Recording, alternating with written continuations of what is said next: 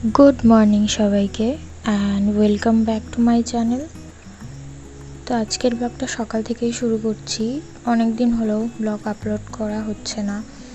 আসলে মেয়ের আমার দুজনেরই একটু শরীরটা খারাপ ছিল। কয়েকদিন মিঠিও রাতে একটু জ্বালিয়েছে, খুব একটা না, রাতে জ্বালায় না, কিন্তু গতকাল প্রায় 5টার সময় ঘুমিয়েছি। তো আজকে সকালে উঠতেও বেশ লেট হয়ে গেছে। আর মিঠিকে তো দেখতেই পেলে এখনও ঘুমাচ্ছে। এখন প্রায় 9টার কাছাকাছি বেজে গেছে, তবুও ও ঘুমাচ্ছে। ও যদিও 8:30-9টাতেই ঘুম থেকে ওঠে, তবুও যেহেতু কালকে সারা রাত ও জ্বালিয়েছে, তো আর একটু বেশি ঘুমাচ্ছে। প্রায় 10টার কাছাকাছিও বেজে যাচ্ছে, তবুও যেহেতু উঠছে না। সকালে এতটা সময় না খালি পেটে ঘুমানোটা তো ঠিক না, তো তাই ওকে ওঠানোর চেষ্টা করলাম। করে ওই বাড়িতে গিয়ে রান্নাবান্না করে এখন চলে এসেছি। এসে মিঠির যে দুধটা, ওটা ওই বাড়িতেই দেয়, যে কাকুটা আর কি আমাদের দুধ দেয়। মিঠিকে আমি একদম 8 মাসের পরের থেকেই গরুর দুধ খাওয়াচ্ছি। আমি ডাক্তারের সাথে কনসাল্ট করেই খাওয়াচ্ছি। অনেকেই জানো যে 1 বছরের আগে বাচ্চাদের গরুর দুধ দেওয়াটা উচিত নয়, কিন্তু আমি ডাক্তারের সাথে কথা বলেছিলাম। যেহেতু মিঠি ফর্মুলা মিল্কটা কোনো ব্র্যান্ডেরই খুব একটা ভালো খায় না, 2-1টা ব্র্যান্ড আমি ওকে খাওয়ানোর প্রচুর চেষ্টা করেছি, কিন্তু ও যেহেতু খায় না, তাই ওকে বাধ্যতামূলক গরুর দুধটাই দিয়েছি। তো সমস্ত কাজকর্ম করে চান টান করে নিয়েছি। আর মিঠি যেহেতু আজকে সকালে লেট করে ঘুমিয়েছিল, তো তাই ও আর চান করে ঘুমায়নি। তো ওকে নিয়েই তাই পুজোটা দিতে বসতে হয়েছে। তো দেখো কি দুষ্টুমি করছে। ও পুজো দিতে বসলেই মোটামুটি ও নকুলদানা খাবে, ফুল ধরবে, এইসবই করবে। আর আমি নকুলদানাটা একদমই ওকে দিতে চাই না, কিন্তু ও দেখলেই ওটা খেতে চায়। যেহেতু ওটা পুরোটাই চিনির, আর বাচ্চাদের মিষ্টি জিনিস তো দেওয়াটা খুব একটা ভালো না। ওকে আমি এখনও যে কোনো চকলেট, ক্যান্ডি এগুলো একদমই দেই না। যতটা চেষ্টা করি যাতে ওকে না দেওয়া যায়।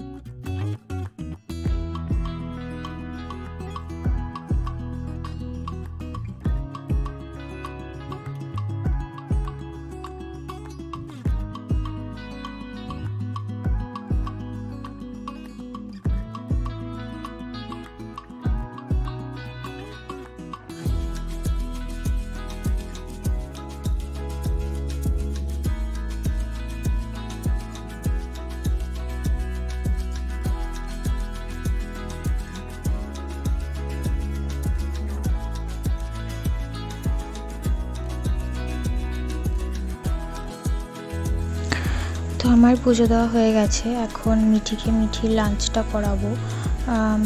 আর মিঠি তো লাঞ্চ করাতে গেলে মোটামুটি ওর পেছনে আমাকে 1 ঘন্টা দিয়ে দিতে হয়, তারপরেই আমি নিজে লাঞ্চ করব।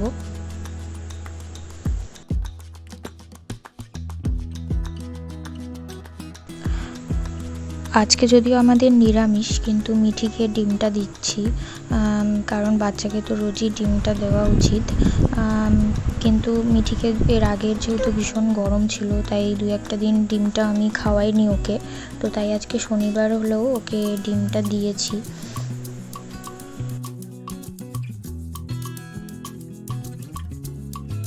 তো মিঠিকে খাওয়াতে খাওয়াতে আমার তো 1 ঘন্টা লেগেই যায়, যেহেতু একদমই খেতে চায় না। তো এখন আমি লাঞ্চটা নিয়ে এসেছি। আমার শাক ভাজা, ডাল আর সোয়াবিন আলুর ঝোল। যেহেতু আজকে শনিবার আমাদের নিরামিষ, তো এটাই লাঞ্চ আমাদের।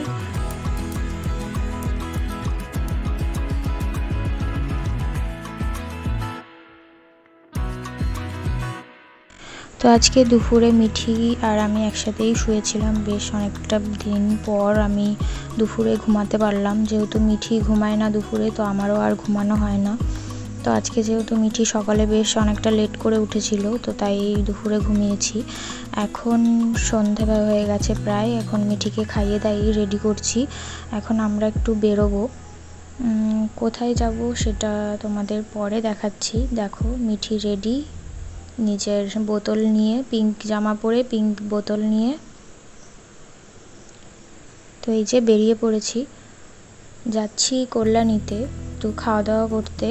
আমি আর আমার হাজব্যান্ড একটা স্পেশাল জায়গায় খাওয়া দাওয়া করি, খুবই পছন্দ করি আমরা দুজনেই ওই দোকান থেকে ক্রিসপি চিকেন খেতে, বা যে কোনো ফ্রাইড আইটেমই ওখানে খুবই ভালো টেস্টি হয়। আর এখানে দেখো আমাদের এই ITI মোড়ের প্যান্ডেলও শুরু হয়ে গেছে দুর্গাপুজোর, দেখেই পুজোর কথা মনে পড়ে গেল। প্রত্যেক বছরই যদিও আসি এখানে ঠাকুর দেখতে। যারা কল্যাণী বা কাঁচরাপাড়া বা যে কোনো আশেপাশে থাকো তারা আমাদের এই ITI মোড়ের পুজোর কথা তো সবাই জানো, খুবই ফেমাস। তো এই জায়গাটা তো সবসময় জমজমাটি থাকে। তো মিঠি তো এসে এখানে সব আলো টালো দেখে পুরো পাগলই হয়ে গেছে, তো নিজেই একা একা এদিক ওদিক চলে যাচ্ছে।